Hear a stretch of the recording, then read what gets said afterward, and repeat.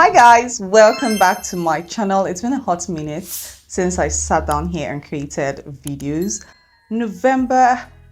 October, November, and now December has been my busiest month as a business owner, and it has just slowed a little bit of my progress here on YouTube, but I'm here now. I'll try as much as I can to give you videos back to back. But back to this video for today.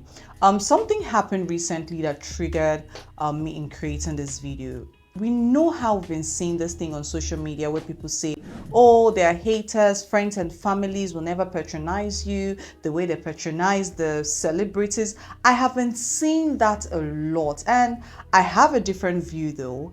But at the same time, something happened last week. So there is this acquaintance of mine.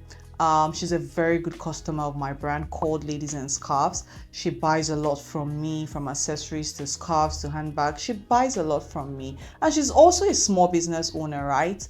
And 2 years ago, I said, okay, let me buy something from her. So she sells thrift wear. I said, okay, let me buy something. And then I got those items. Honestly speaking, I couldn't wear them. I couldn't give them out because I'm someone that I do not give people things that do not cost me. When I mean cost me, like things I value, that is what I give out. I don't give people things that are useless, right? But this item came, mind you, it's not like it was very cheap, like cheap. It wasn't cheap. It was a little bit higher than the thrifted standard, right? You know, when you want to buy thrifted items, you might be seeing 30, 40, 50, 60, 70 cedis, 80 cedis. But this was a little bit higher than the normal thrifted items. So this item got to me. I couldn't wear it. But at the same time, she has been a very sweet customer, and she's a very likable person. So I didn't go back to tell her that. I just locked up, you know, and that was it. And years went by. And last week I said, let me try again. Lo and behold, the item came useless again. I still cannot wear it and I cannot give it out. And this also triggered. So I was talking with my friend. I said, if I was this person's sister and I don't buy from her, I will be tagged a hater. If I was a friend and I don't buy from her, I will be tagged a hater. So I just said, okay, let me come on here and share this video with you guys. These are the reasons your friends and family might not be buying from you. So first off the bat is you are not professional enough. So let's say, for instance, you're a new event planner and you just started out, right? You did your first event, okay? They were like, okay, she's just starting out. You did the second one, and it is still very clumsy. It's not looking well put together. And then the third one, and then it became your thing, right? It is okay for you to start small and then grow and then, upgrade your services and patch here and there where you're lacking behind. But it is not okay for you to be stagnant as a business owner.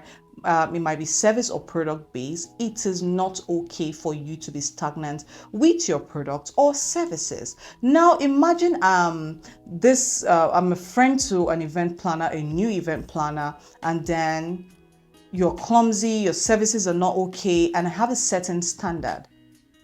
I will not patronize you. That does not make me a hater or an enemy of your brand. No. But I would not patronize you, maybe because the caliber of people that I want for my event, I want a certain standard, and I know that you cannot give it to me. Second reason why your friends and family might not really patronize you is because whenever they try to correct you, maybe in the most subtle way or not, you tend to take it like, this person is throwing shade at my business, or this person is making me feel like I'm not doing enough. Take feedback and work better, right? Take feedback and work better. Back to the story I was telling you guys. So I then texted her before the item came to me. I asked her, I said, hope it's not faded. Like I asked her some questions. She said, oh yeah, when it gets to you. And then as soon as it got to me, and then I told her, I said, remember I asked you this question? And she said, oh, maybe. She was just trying to gaslight me like like I'm dumb or something, right? She was just like, oh, look at it very well. It's the color, is the this. I was like, oh, nah, don't do that. I just said, okay, thanks, it's fine. But I will never go back to her brand. Will I ever refer someone to that brand? No, I will not.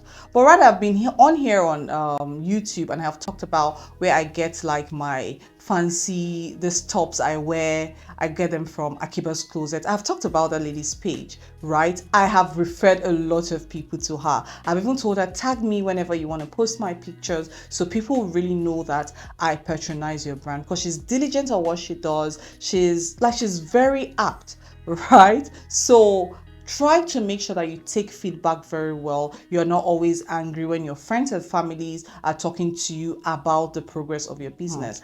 Third reasons why your friends and families might not be buying from you is because you lack structure. You just lack basic structure.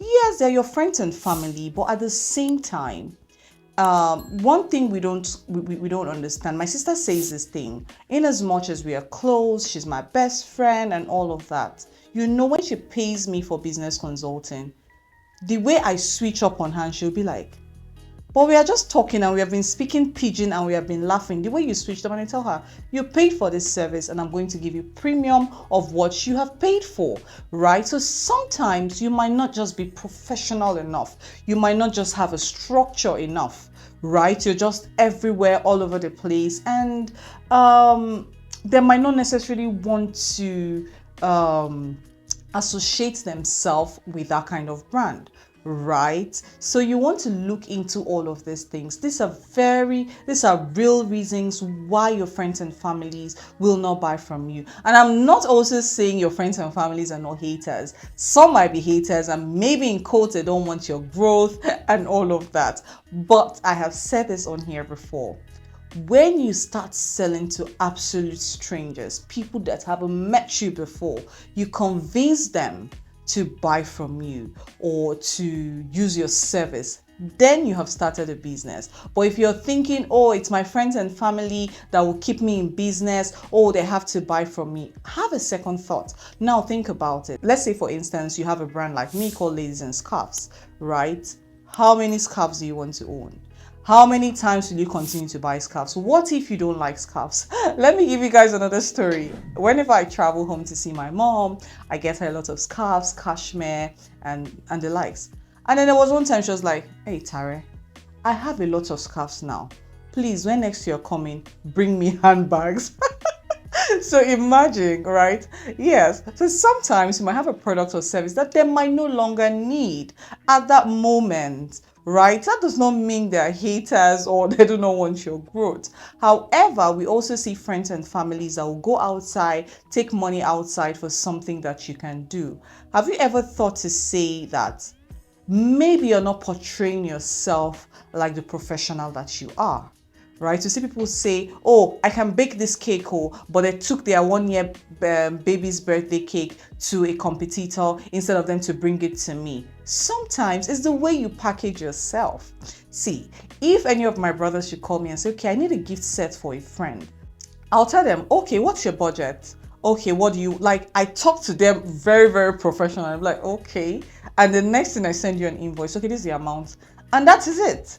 Right? I make sure that I am very professional in the way I run my business, and also sell to strangers, convince total strangers to buy from you. I have created a lot of videos on marketing plans, marketing strategies. You can refer to any of those videos and see how you can better your marketing strategy in the year 2024. Do not put that burden on your friends and family to buy from you or to make you rich. Think about it. If you need $10,000 right now, let's say $100,000 right now, do you think you have the friends and family that will buy the items to give you that $100,000? Well, for me, I do not think so. Maybe the items I sell, I grew up with a lot of boys. The items I sell, they're not for the guys, right? But selling to total stranger will also boost your morale, give you this give you this sense of fulfillment. And then when friends and family come, you're not feeling oppressed, you're not feeling like you have to do too much to impress, because total strangers have already given you their feedback that you are doing a good job. So stop putting the burden on your friends and family to make you rich or to buy from you. Yes, it is absolutely beautiful when we get support from our friends and families, but at the same time, when they don't support us, do not put that pressure on them to by force with vim they should come and buy. Right? Do not put that pressure on your friends and family. I would want to think that they mean you good. Maybe your services is not just up to the standard that they would usually love. So these are few things you can do to make your friends and family buy from you. Number one, you have to improve in your services. Make sure that you're growing every day. Number two, have a structure. Have a basic structure. Don't just, you see how some people, your friends and family, can call you and say, oh, I want to bake a cake and the birthday is tomorrow, and then you jump on it. No. Make sure you have a structure. When they know that you run a certain way in your business, they wouldn't joke with you if you don't joke with your business. Number three, do not take your business for granted. Number four, sometimes take the feedback and take it lightly. Do not take it like, oh, they hate you and they're out to get you. And number five, look for strangers to buy from you, and sometimes just tell them in a subtle way your testimony. Tell them, oh, there was a time this my customer, she's a bank manager, oh, she wanted, give them gist, right, in a very subtle way, not like you're bragging, but at the same time you're just sharing your testimonials with them so that they know that people outside know your worth. And in the end they might be thinking, I have somebody that can do it here, why go outside? I hope you really do enjoy this video, and if you do, please do not forget to subscribe, share with friends, and I will see you in my very next video. Bye guys.